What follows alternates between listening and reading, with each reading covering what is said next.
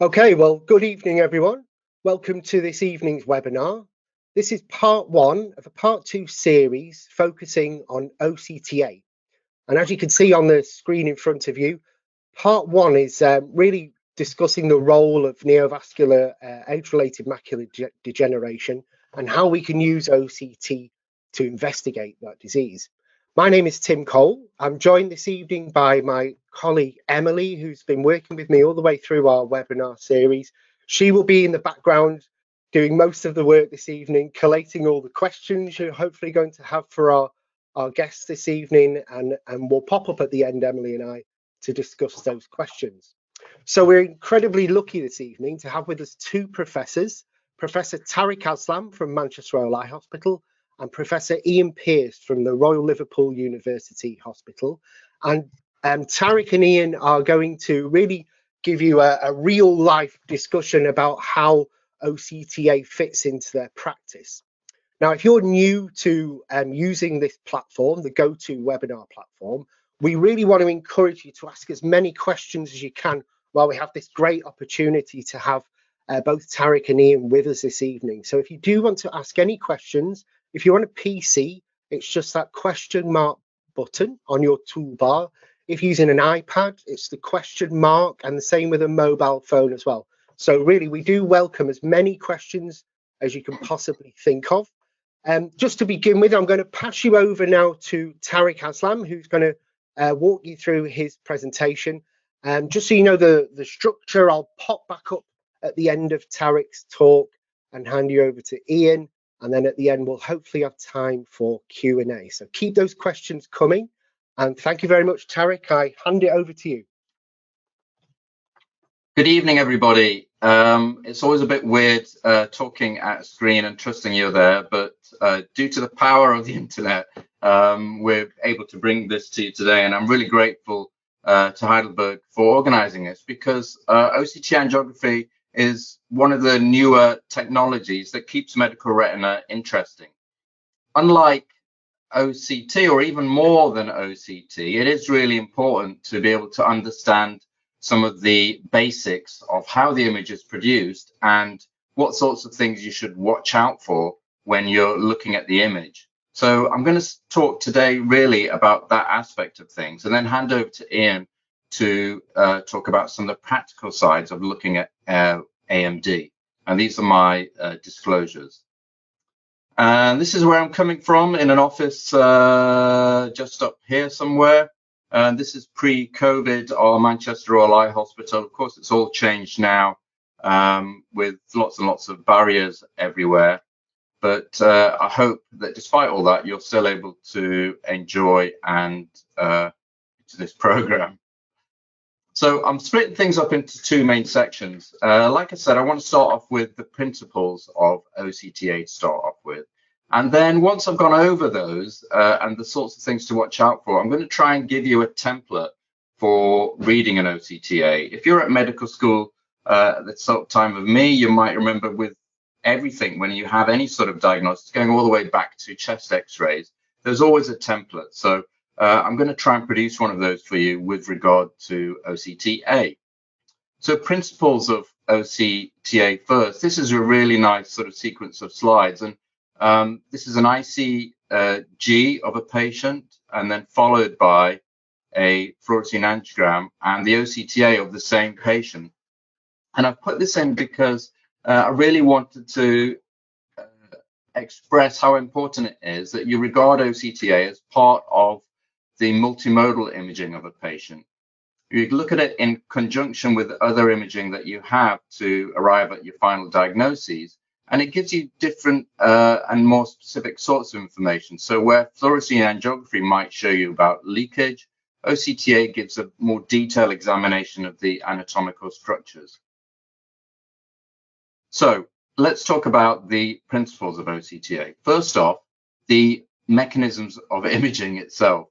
So I won't go into too much detail, but the way I think about this is that if you had an OCT of an image at any one stage, and then microseconds later had another OCT of the same image, the one thing that might be different between one image and another is movement.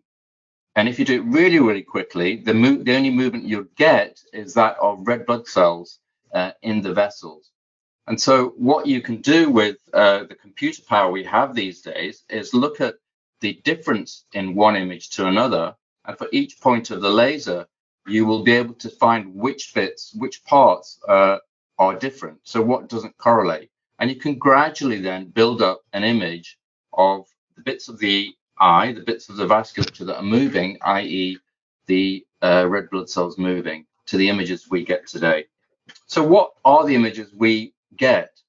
This is a really nice slide taken from the Heidelberg website. It's actually interactive on that, so I recommend you go to that. It's a really nice tool. Here we have the superficial plexus. This is what's shown here as well, and that's in the ganglion cell layer. And then deeper down, there's a deep vascular complex. Actually, it's made up of an intermediate complex here and a deeper complex in the outer plexiform layer here. But in many systems, and usually these are sort of jumped together to demonstrate this deep vascular complex. Then you get a big zone without blood vessels, the avascular complex. And finally, you get to the choroidal vessels. And all of these layers can be seen using the OCT angiography.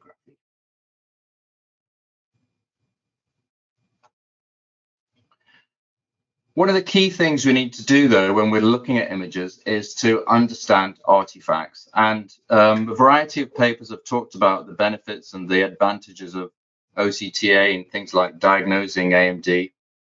And a lot of the errors that are actually made are due to artifacts and not understanding the artifacts. So I'm going to spend a little bit of time in going through those. The artifacts, there are many that can arise. I think these are the three main ones. Artifacts in projection and masking, in thresholding and movement, and importantly, in segmentation. Firstly, projection and masking. We all know that when we look at an OCT, we'll quite often see something like this here, and we'll perceive that there's a shadow going down deeper to these superficial structures. Now, it's easy to ignore that when we see a cross-sectional OCT like this, but actually the same process happens on an OCTA, so that images that are superficial also have a deeper sort of shadowing, but actually a positive image that can be perceived much deeper. So here's an example.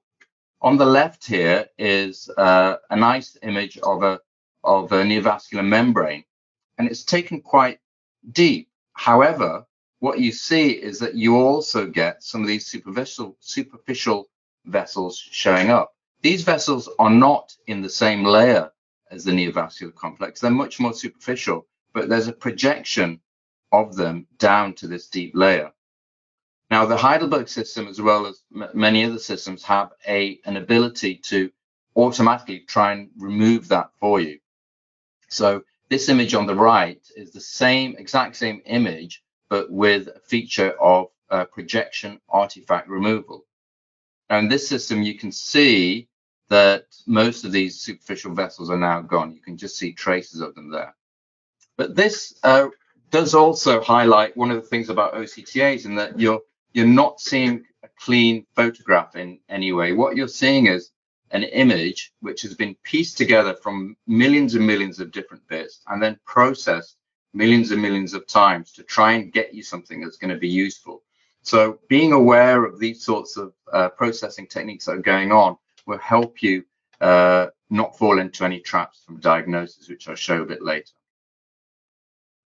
As well as you having projection from superficial levels, you can also have masking, which we're much more used to seeing with angiograms and things. So here we have an area of fibrosis,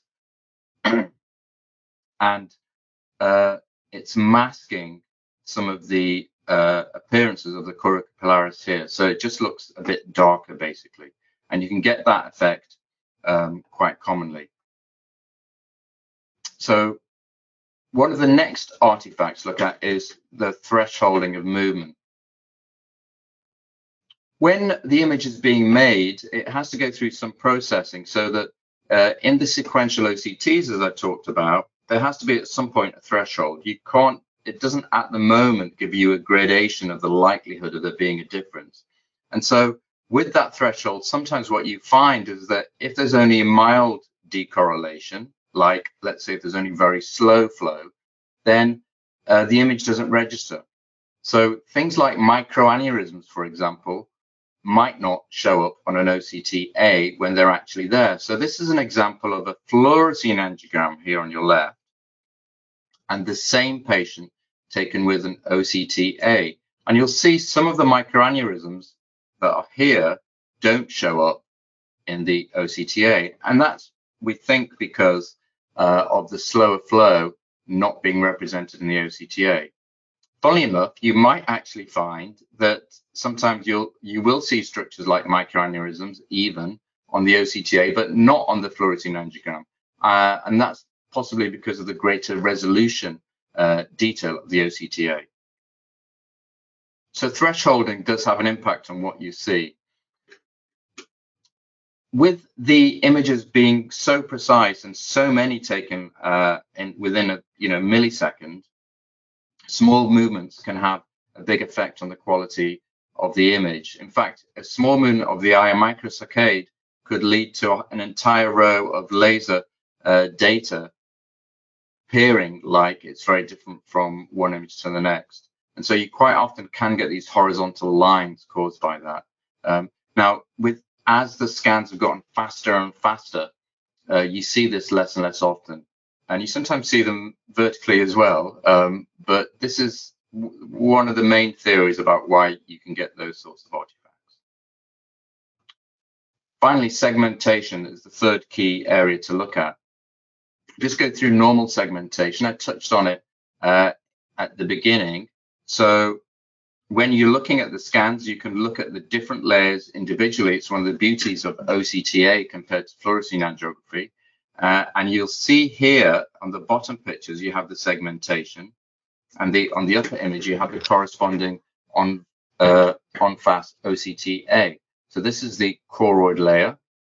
And then moving up to the choriocapillaris, where you basically get these patchy areas visible of the choriocapillaris.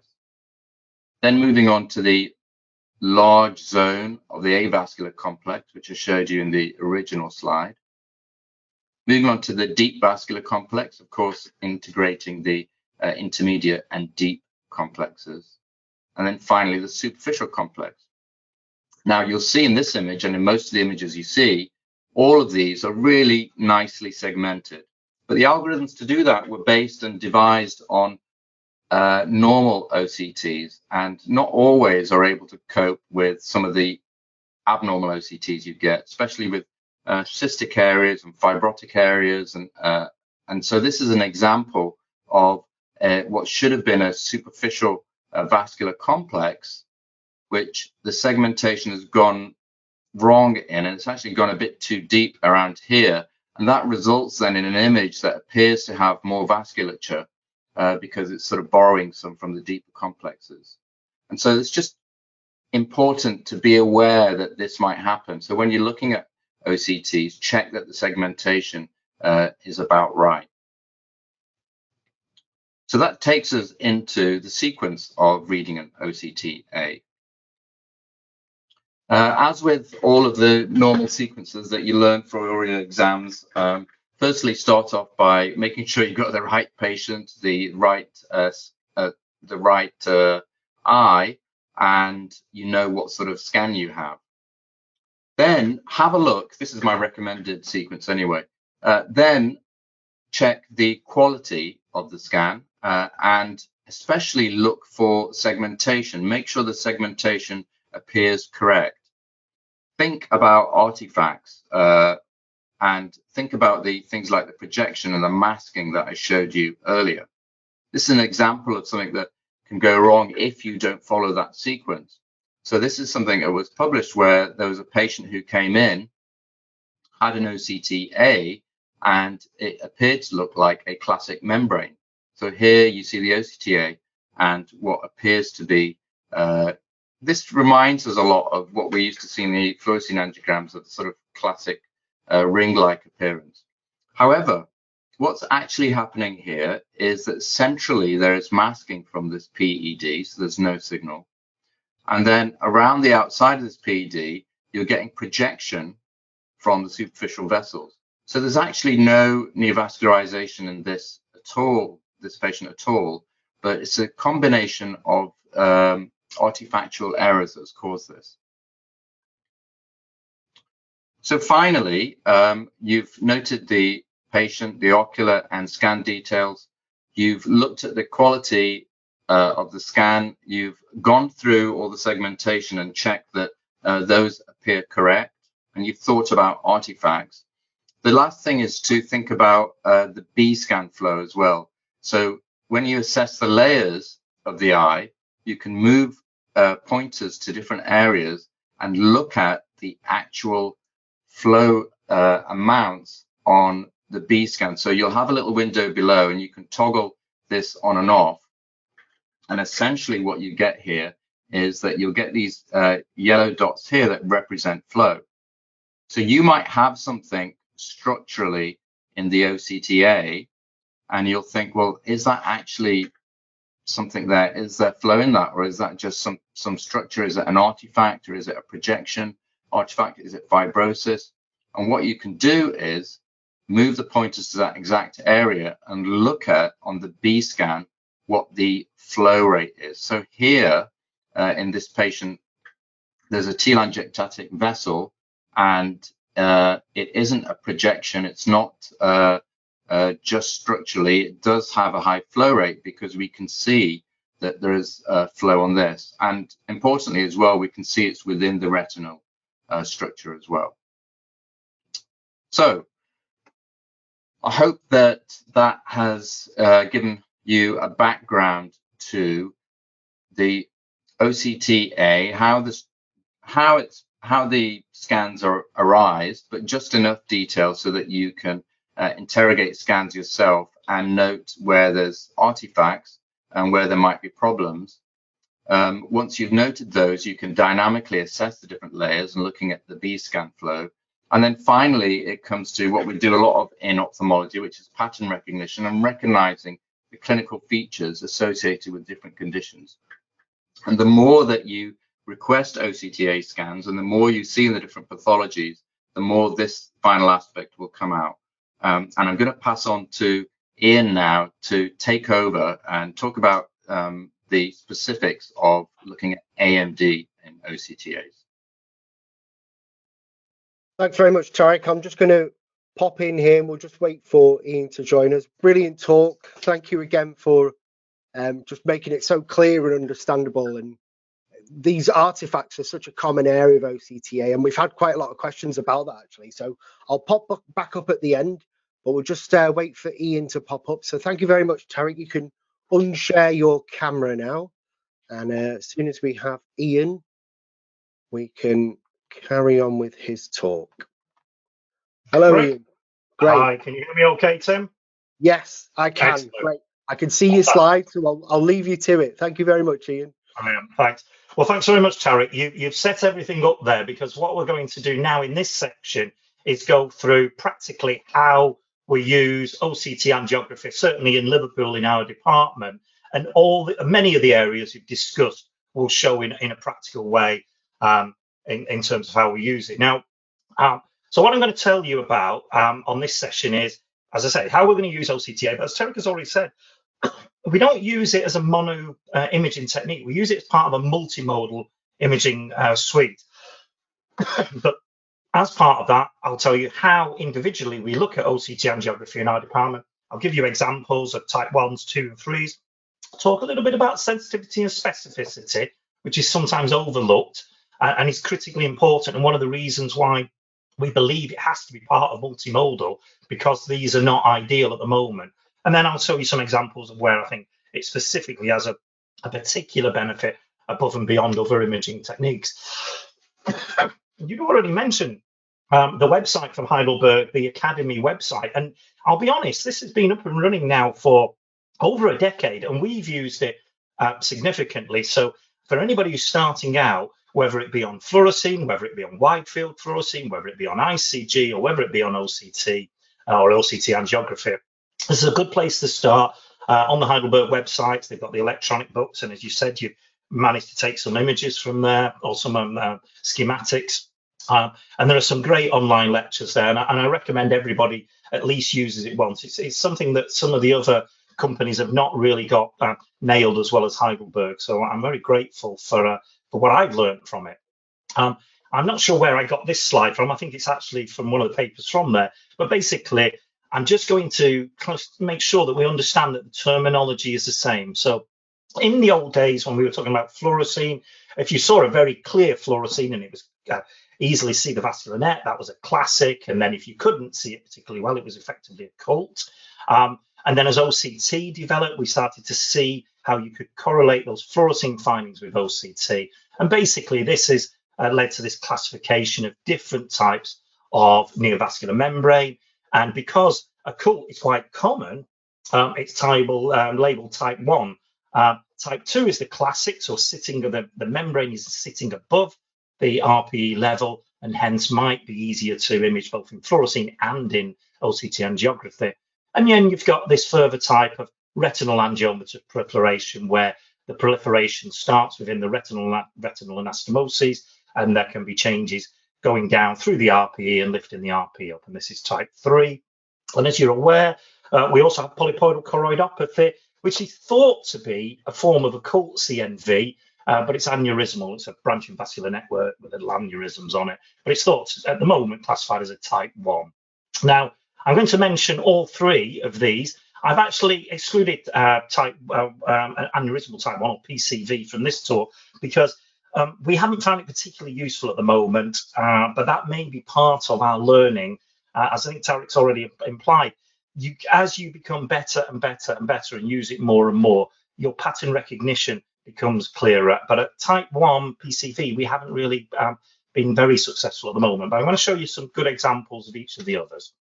I think the reason I've chosen this as the first case is this case walked in last Friday. And this is where it's typically used and I'll show you some of the benefits and some of the difficulties, but mainly as to show you exactly how we go around making sure we get the correct segmentation and reducing the artifacts, etc. So 63-year-old lady, 3-week history of distortion in the right eye. This is a left eye with 6/9 vision. This is the right eye, 6/36. And what we've got a large pigment epithelial detachment. We've got some subretinal hyperreflective material here. We've got subretinal fluid either side of it.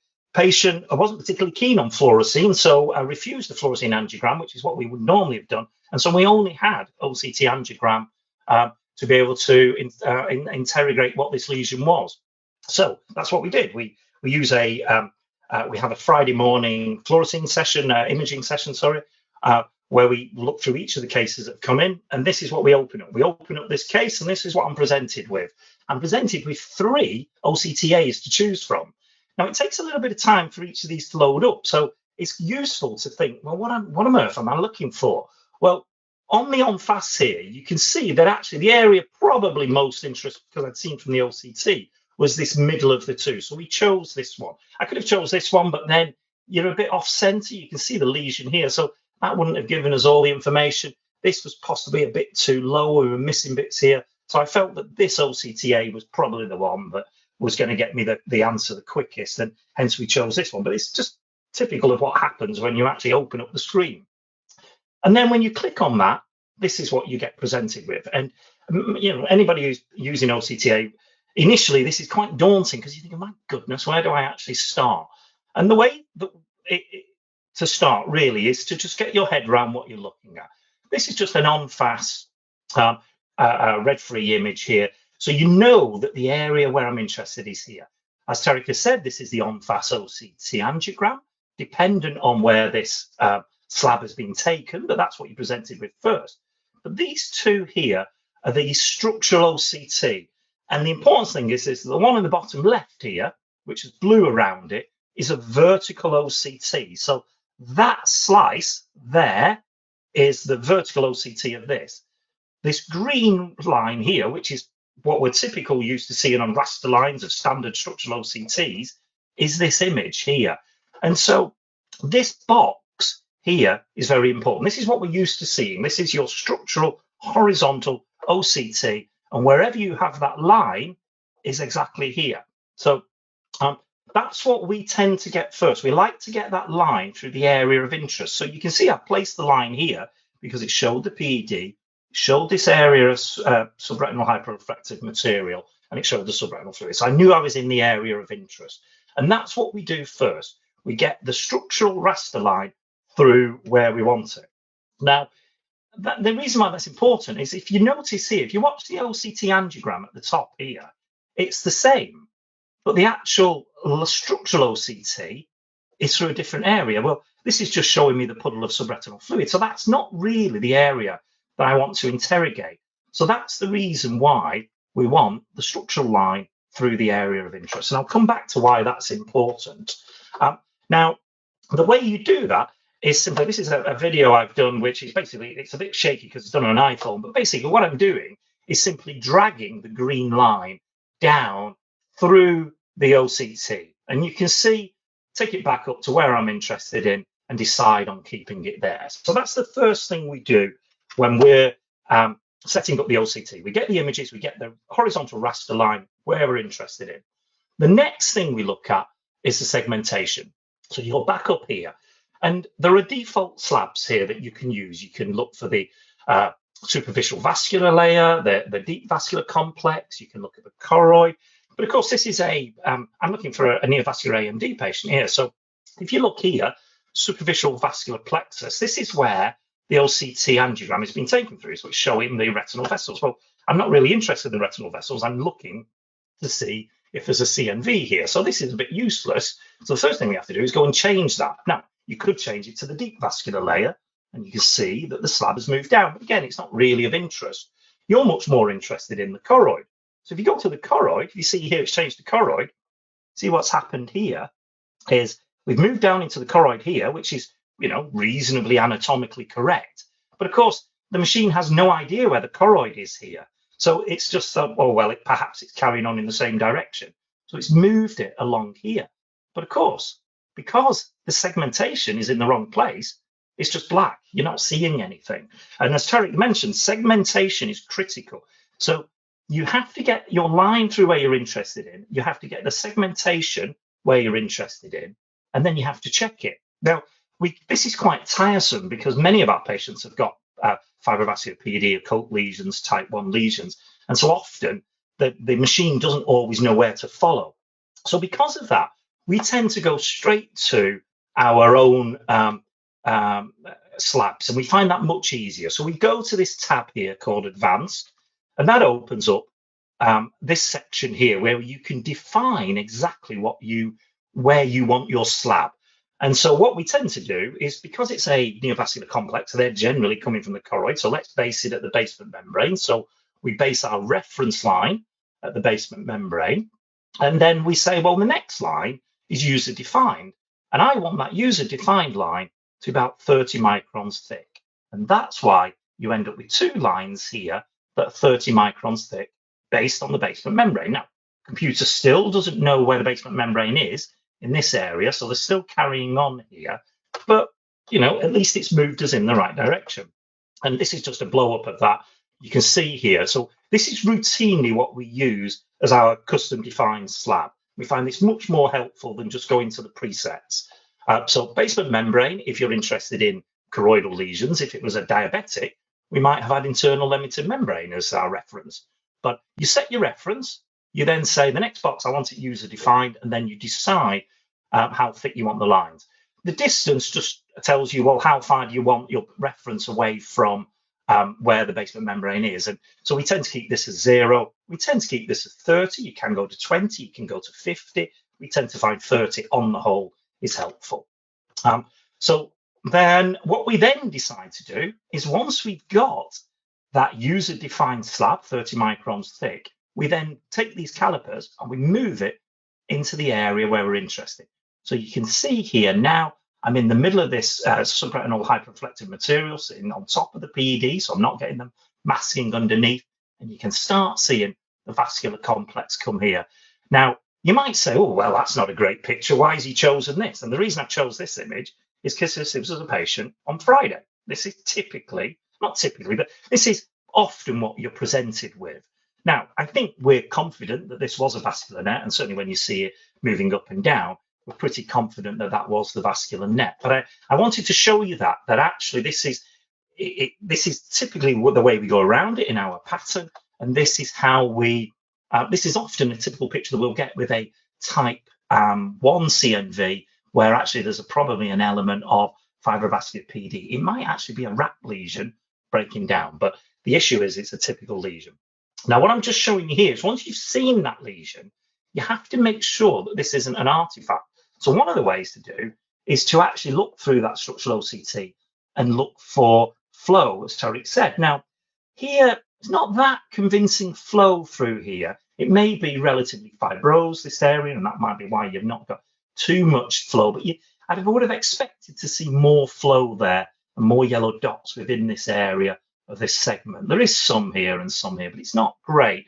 So the next, you do need to make sure that it's not an artifact. It's not projecting down from the superficial retina above. And the best way to do with that is you grab hold of these and then you take the calipers up and down. So take this segment up through the OCT and just to see whether there's actually any corresponding retinal vessels that are being projected down. And I think on this case, we weren't really convinced that there were any retinal vessels that were up at the top that were projecting down. So that's when you see the lesion, you must go up and down to make sure that there's not a pattern in the superficial retinal complex that's projecting down.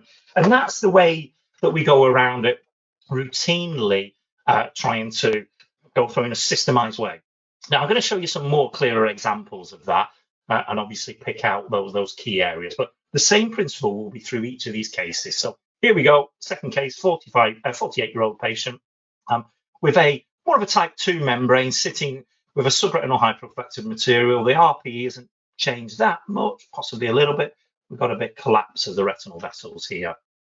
As I say, what we tend to do is we investigate these patients with color imaging, fluorescein angiogram, ICG, OCT angiogram, infrared, autofluorescence. We do the whole multimodal imaging because often it doesn't take that much longer to do it in reality. And then every Friday morning, we get together and we review the cases that have been referred in as possible CNV and confirm that they are. And this is last Friday's meeting. As you can see, we're socially distanced, we're wearing our masks, and we're all pointing our heads at the screen where we basically get the registrars and fellows to present individual cases that come in that week, and we use this multimodal imaging. We've got here a patient with that I've just shown you with an early fluorescence, which is leaking. It's early bright fluorescence. It's well defined. It's leaking and continuing to pool in the later phases. And when you do the ICG, I think you can see a single feeder vessel here going out in a typical cartwheel progression. So what do? We then do the OCT of that patient. Remember, you want to get this raster line through the area of interest. So I'm happy that that's where my area is. I'm not happy that the machine defaults to superficial vascular complex. So what I do is I go down here and I change the user settings to basement membrane and 30 microns thick. Okay. And by just doing that, immediately this slab has shown up here, and you can start to see the vascular complex of the choroidal vascular membrane there. And if you just take these calipers and move them a little bit, you'll be able to get a much clearer image of exactly where you want. And then, of course, you need to make sure that that isn't an underlying artifact. I mean, once you've got the pattern recognition, you'll accept that this looks like a choroidal neovascularization type 2 membrane. There's some certainly activity with some thickening of the edges of it. But in essence, the next thing you need to do is just make sure there isn't reflection or projection from above. But when you do that, we weren't particularly convinced that there was any projection. We felt this confirmed the membrane. Treated the patient this patient was actually treated with Lucentis. These are each of the Lucentis injections, and you can see the gain in vision as we've gone up through the time. So that's the first case. Next case, a little bit more complicated because this is more of a type 1 fibrovascular PD, where the membrane is probably sitting underneath the RPE, a bit more difficult to image with whatever modality. So if you do it with fluorescein, you see some stippled hyperfluorescence. There are two images because we always do them in stereo. We look to see where that fluorescence is, and this would have an irregularly elevated fluorescence. It would be lumpy, bumpy going across. It doesn't leak dramatically in the late phases. We do the ICG, can't really convince that there's a membrane there. It's likely, but we can't really convince ourselves. We do the OCT, remember, get this raster line here through the OCT bit you're interested in. So there's the fibrovascular PD here. No good using the superficial vascular complex because it's not the area of interest. So we go down to our user defined down here. We change it to the basement membrane. We make it 30 microns thick. And you can see the line here. And by just changing those immediately, the image is starting to occur. And you can grab them and you can pick them up and you can perhaps get a bit better, clearer image. But I think we're quite convinced that this was a choroidal neovascular complex treated with Eylea, stabilization of vision, maybe a line of vision gain over the period. But I just wanted to show you this case where, again, you know, we've gone through our user defined here. We've gone through the area of interest. And you can see the membrane here. But actually, is there something going on up here? And I think you might be able to see it here. But if we just move these lines a little bit, we're starting to see, is there a membrane up here as well? And I've just thrown this up. And, you know, I'm not trying to tell you that this is a membrane, but I'm suspicious it is. So what you want to do then is take this line through that area. Okay, so if you take that OCT through that area, well, there's not really too much disturbance here. We couldn't really convince ourselves that there was any fibrovascular PED or any area of particular interest. I mean, there's a bit of flow there just on this side, so perhaps it is a bit of an early choroidal vascular membrane, but certainly when you look at the OCT through that area, we weren't convinced that this was any of any interest. And I think when we took the images further up, we felt that this was a bit of a projecting artifact. But again, it's just really to show that as you get more and more used to this, you can start seeing things, and it's important that you take your OCT through that area and go, well, is there anything there? And we thought, no, there isn't, and we felt that this was an artifact. Here's another case. This is a type 3 RAP lesion, typical high PED, RAP lesion, retinal angiomatous proliferation here, breaking through subretinal fluid. We do the fluorescein. Typically, you get a dark area because of the high pigment field of detachment. You don't see the fluorescence from the choroid. You do see the bright fluorescence because of the retina. Then the PED starts filling up, so it's hard to lose your facility to see that. But if you do the ICG, I think here you can convincingly see a vessel coming up, anastomosis coming back down again. Do the OCT through that area. So you say we've already set these lines here. We're through the area of interest. There's flow here within the lesion, and you can see the retinal to retinal anastomosis quite easily. So I've shown you 4 cases there. I've shown you one that comes in on a Friday, which, yes, I think it helped, certainly because we couldn't do the fluorescein, we were able to see the lesion. And then I've shown you type 1, type 2, and type 3 examples. Now, there's a bit of controversy about how useful OCTA is. A lot of people are saying, oh, yeah, you don't need your fluorescein anymore. You don't need your ICG, just use this. And I think we are getting to that point, and we're getting better, but we're not there yet. And so if you look at the literature, and this is only a paper from last year, and look at all the papers, the chance of getting a true positive and actually picking up the membrane that actually truly is there ranges between 50 to 86%. And making sure that you don't get any false positives is somewhere in terms of, a little bit better, the specificity of it. So what we were interested in is looking at our own angiograms and OCTAs and seeing what we were getting in our department. So we took basically 60 OCT angiograms, nearly 40, about 39 of them were neovascular AMD, and the other were ones without neovascular AMD. And we had those mass reviewers review those. And we had a good spread. As I say, some of them didn't have any CMV, and we had a good spread of type 1, type 2, and type 3. And the key thing here is that type 2s and type 3, we were very good at picking up those membranes. But type 1s that we could definitely say were there on the fluorescein and the angiogram, on the ICG angiogram, we only found about a quarter of them we could convincingly pick up. And that's a slight problem. Now, I think with time, this will improve. The algorithms get better. We get better. But I think, you know, this is real life. This is in our department, and we would pride ourselves on doing a lot of good multimodal imaging. We were rather disappointed with this. And I think you've got to be careful when people are quoting how good OCTA is. It is for these, not as great for these, and you've got to be careful for that. Is it very good at picking, you know, are you going to get a lot of false positives? Well, no, you're not going to get a lot of false positives. And that's important. If, you know, if you see something, check that it's not an artifact, it probably isn't. Some of the reasons why the type 1s you don't see, you know, why we're not picking them up, as Tariq has already explained, often you get these high PEDs here where you get masking of underlying structure, so you're not able to see there. And as I say, this isn't that uncommon, certainly in our department. There are two areas though where we found it particularly useful, and I would say particularly in central serous choroidretinopathy. I mean, if you've got somebody who's in the 30s and they've got CSR, well, they've probably got CSR. But if they come along in a 55 and they've got CSR, you're not always sure, is that CSR or is it a membrane? We find this particularly useful in that particular cohort. And for small CNV, I find it great use. So I'll show you a couple of examples. So this is a patient, comes on, this is a 57-year-old patient, typical picture, subretinal fluid. You do the fluorescein, looks like a bit of an ink spot that continues to leak through the run. Okay, so this looks like looks like a central serous choroidretinopathy, a typical picture. You do the fluorescein angiogram of that area.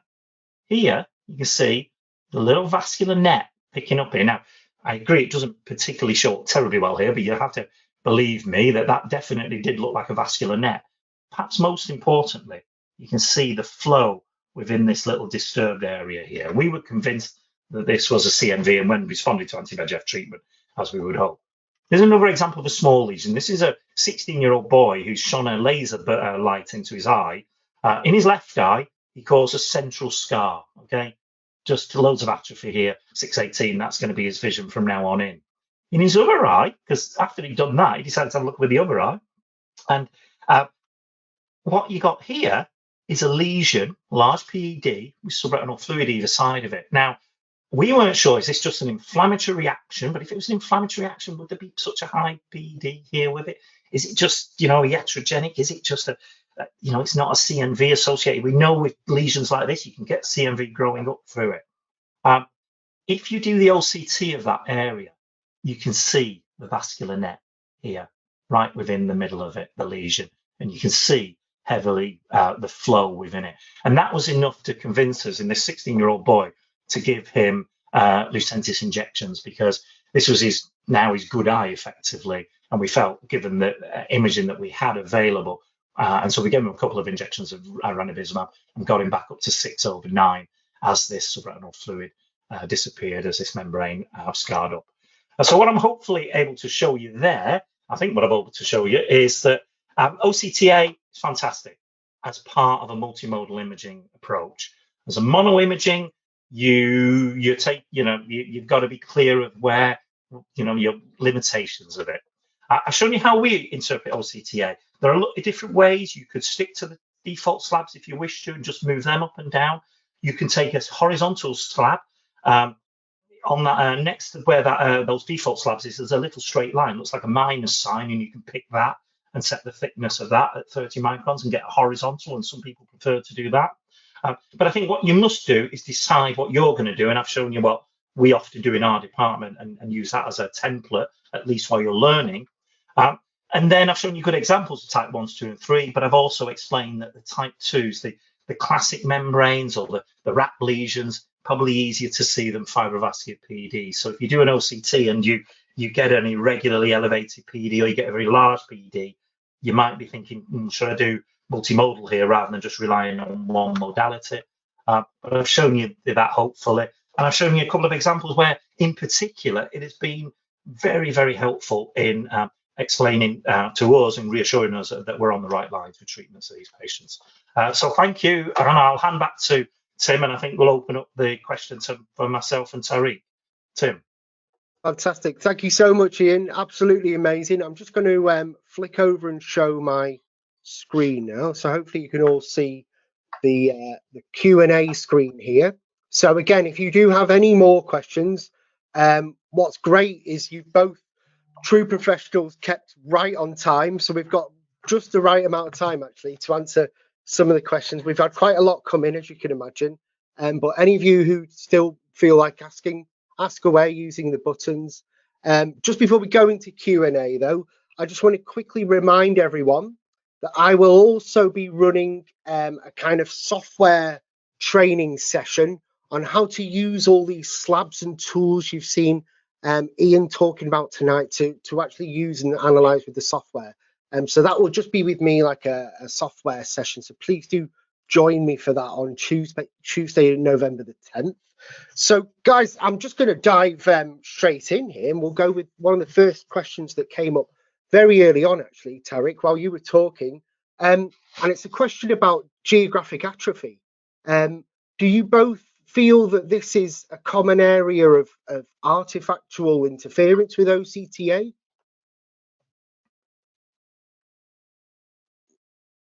Can you hear me okay? Yeah. So I don't use it that much in for geographic atrophy. It's, you know, I for AMD we use it similar to what Ian said. We get a lot of our patients get sent in with query wet AMD, and they get an OCT and an OCTA, and the optometrist will look at it in the sort of rapid access clinic, and they'll use a combination of those to decide if it needs further investigation.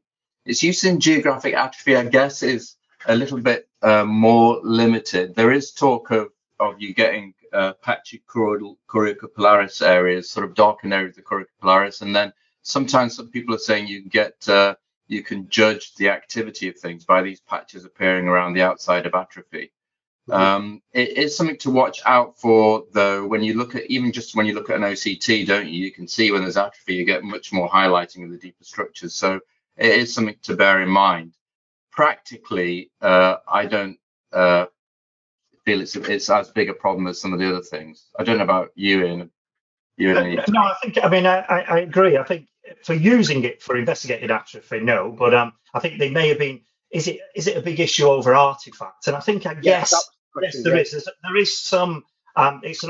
You have a projection artifact, but you also get a bit of a reflection artifact as well. Now I think the algorithms have got much better at getting rid of those artifacts, as you've shown, and there are buttons there that you can. I was surprised to actually said that find the other day that actually there's a button on our machine now that says projection artifact, and you can turn it on or off. And I'm thinking, well, why on earth would I want it, off?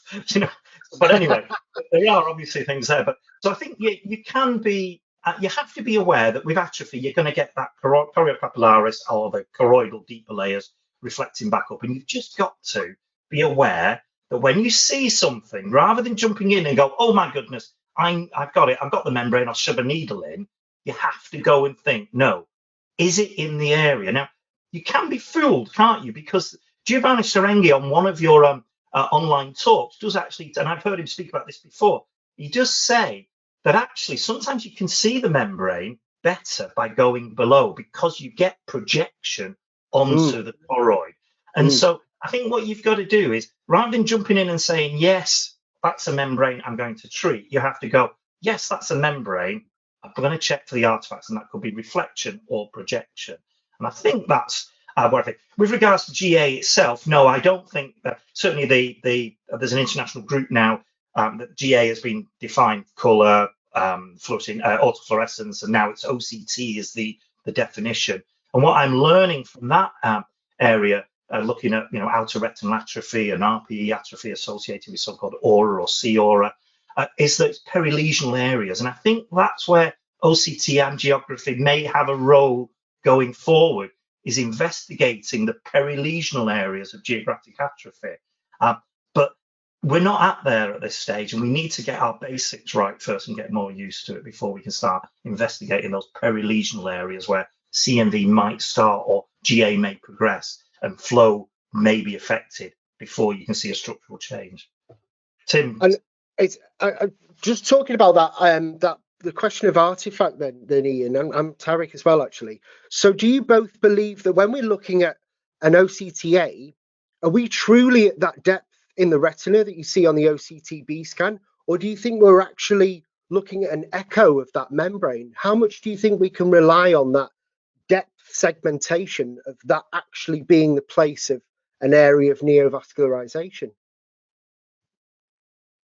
think Ian's one of the things I really liked about Ian's talk was he showed that you don't just look at something and say that's what it is. You know, he demonstrated that you can change the slabs, you can make the slab thinner and thicker, and you can keep it at a certain level, or you can actually on the Heidelberg system you can make it broader and thinner yourself if you want and manipulate it, and then you can move it up and down, and you can look at the B scan. So I think you probably have to do all of those things to be able to determine what the actual truth of the matter is. And that way you can probably get a better idea of what you're looking at, if it's vascularized or not, and what sort of level it's at. Great. Okay, so another question here about the hyperreflective artifact of the RPE itself. I suppose this is in the same vein, really. Do you both think that the RPE itself can? I think you kind of answered this actually, Ian, didn't you, with the Sterengi comment about this bounce back mirror of a membrane? Do you think that that's what the RPE is doing as well with OCTA? Yeah, but the thing is that all eyes are different, so I don't think you can necessarily rely on it to think it. But is it a problem? Yes, it is. I think the algorithms are improving, and I think the other things that you've got to be careful about, and I don't know, Tariq, if you use two systems, but you know, OCTAs on the same patient using different systems will give different images. And I think what you've got to do is get a process that you're comfortable with, stick with it on that particular platform, and then develop the pattern recognition. But if you are coming to OCTA de novo and taking it as a mono imaging technique, I think you're going to be fooled into learning. Tariq said right from the beginning, pattern recognition, and that's why we, you know, the advantage of OCTA is it takes 30 seconds, 90 seconds to get, but it takes 15 minutes to interpret it properly. Now, we will get better as time goes by, but it still takes quite a few minutes for us to get our head around it. And we need to learn, you know, by using multimodal imaging right at the beginning so that we know that what we think we're looking at is truly there. And so I think that's the way to approach it at the moment, to make sure and just be aware that if you then go on to another system, everything you've learned has changed. I think that would be, you know, one of the key things. Yeah, I couldn't agree more. So we do have, so partly for research reasons, we've got quite a few different machines here. And on more than one occasion, I've thought to myself, this is a secondary membrane. I've looked at an OCT, like this second membrane, let's get an OCT. I had a patient who was a young patient with learning difficulties and couldn't get an angiogram. So I did an OCTA on one machine, and it was a wide field OCTA, and I was just expecting it just to pop up this nice neovascular, because I was sure it was, and there was nothing there. And I thought, oh, that's odd. And I just thought, well, I'll do it on this other one, and we did it on another machine, and this thing pops up. So I don't know if it was because the initial machine was a much broader area, and so we lost some clarity there. But that's right, and also having a play like you demonstrated. The more you request, the more likely you are to get onto that spiral of getting more and more experience, and the more experience you get, the more you'll request, and it'll just go upwards. But it'd be very easy, I think, to just hide away from them. And one thing you can't do is, I think, you know, when you look at journals, you'll just see a snapshot, one image. That's not what you're gonna, you know, if you just look at those and then expect to be able to interpret them, you'll be mistaken, because it is much more of a dynamic thing than OCT, as you've shown in your talk. That's why I chose that first case, because that was real life. It's not I picked it out for this. That was what walked in on Friday. The other ones are obviously a bit more selective. But I think that's it. And, you know, I was convinced it was enough to tell us what we knew, but it wasn't the best vascular membrane in the world. And, you know, perhaps if it was the Prime Minister with it, you may have been hesitant. But, you know, I think you've got to use your judgment, or maybe the President, certainly very hesitant.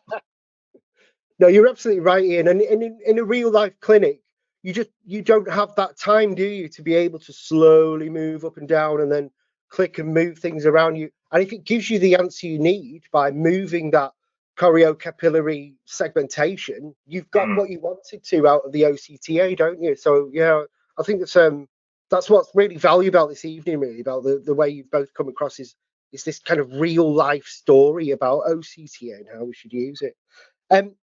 So I've got another question. Do you both find it useful at all on patients with a high PED? I have seen some of these before where you kind of get a CMV growing on the roof of a PED. Do you use it as a tool with this kind of pathology? Well, certainly for the type 3, so a high PED could be a type 3, so retinal angiomas proliferation. That was one of the examples we showed. So I think you have to look there.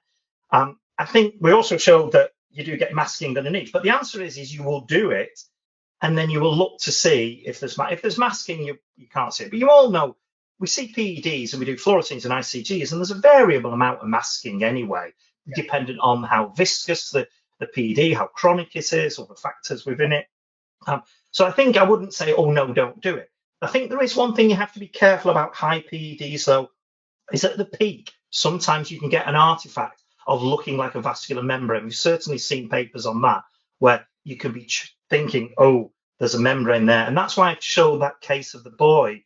There was very much a vascular net, but I had seen papers saying, well, you could be fooled at the apex of that. But actually, I was very convinced when I saw the flow dots within it. So I was, again, putting it all together rather than doing it. And I suppose that links to that case, Tariq, you showed as well, of that mistaken type 2 CMV, but it was like a circle of the RPE where the elevated RPE is coming in and out of the segmentation. I suppose that's exactly what a PED is doing as well, isn't it? Yeah, I think as Ian says, it's I don't think there's a case where say it's not useful in this situation, but I think there are some times where it's more challenging to watch out for the different artifacts that can arise. I actually, talking of PEDs, I think Ian alluded to it with CSRs with a shallow PED. Because there's so much RPE disruption anyway, and there might be leaking and not leaking from CSR, it's actually really, really nice to get an OCTA. It's one of the times when I just, it actually beats FFA, where you can actually sometimes see a secondary membrane, which you couldn't see you couldn't see clearly, at least on an angiogram. So just to add to that around PEDs.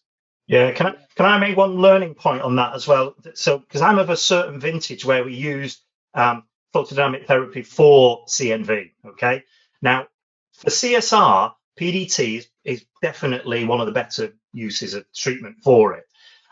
But if you've got to go back to the literature for 20 years ago, and what we found when we're using PDT in occult membranes, if you remember, PDT actually only worked in classics or predominantly classic membranes. If you had an occult only lesion and you had good vision, maybe 6/9 minus 6, something like that, and you did PDT for them, they actually ended up with poorer outcomes of vision than doing nothing. And the reason why that's critically important here is if you've got a CSR and you're thinking, oh, I'll do PDT for this patient, you must make sure you look for a CNV and be totally convinced there's not a CNV. Because if there's a CNV there and you treat it with PDT, all you're doing is irritating it. And then, as I say, the evidence will show that you end up with a poorer outcome than if you'd have done nothing. And I think it's one of those areas that PDT is very much in vogue for treating CSR, and it's great and it does work, but it's got to be in CSR in the absence of a CNV. If it's a CSR and it's got CNV, then at the moment in 2020, anti-VEGF is the treatment of choice for that patient. Right. Yeah, and that happens. I think that happens quite a lot. And I think before OCTA, that might have been a reason why people found responsive CSRs to anti-VEGF therapy, where when you look at the research papers, it was never recreated. It must have been because there were secondary CMVs. But now I think almost every CSR must have a OCTA as soon as you can, just because, especially like you said, we're seeing the older ones, and it could always be a secondary membrane that's treating.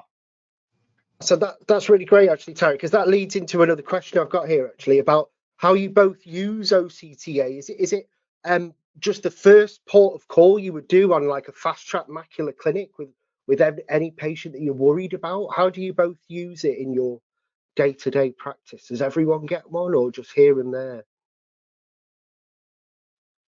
With regards to, go on, I'll let you go on. No, I was going to say, Tariq, you answer first. Okay. So I probably image more than most, so I'm probably not a normal representative, because I'm a big fan of imaging. I like to have all these images up in screens in front of me, feeling like I'm some sort of somebody from a sci-fi film. But specifically, because it's non-invasive, it's really useful, I think, for the first port of call for AMDs. Or optometrists often look at the AMDs and decide on whether they need to come in, and they do it from an OCT. They can get an extra massive bit of information with an OCTA. It's not that much more information. And then I quite often use, I do actually quite often use it in the general macular clinics, because the diabetics, for example, the vein occlusion, sometimes it's quite useful with broad and wide field OCTA. You can get an idea of just what the visual potential is. And we'll talk more about this in future works. But then there's specific areas where I think it's really important. One of those, for example, is CSR. All the CSRs that I will see that aren't going away, the chronic CSRs will have an OCTA. Right. Okay. So the group is getting bigger and bigger. I think it started off just being, oh, maybe I'll get an OCTA, and then I'll look at it and think, oh, it looks okay. But gradually, as you go along, you play around more, you see little patterns emerging for lots of different things. And I'm sort of still on the ascending phase, I guess, probably. Yeah, and I would agree. We're very much, we don't routinely use it for every patient. We're much more selective. And that's partly because if you think about it, you've got a 3 millimeter by 3 millimeter slice. And so you have to be clear where you're actually interested in it, the imager. And it's very important that if there are imagers on it, we trust you. If you see an area on OCT, go and get the OCTA in that area. Try and use your own judgment to get it.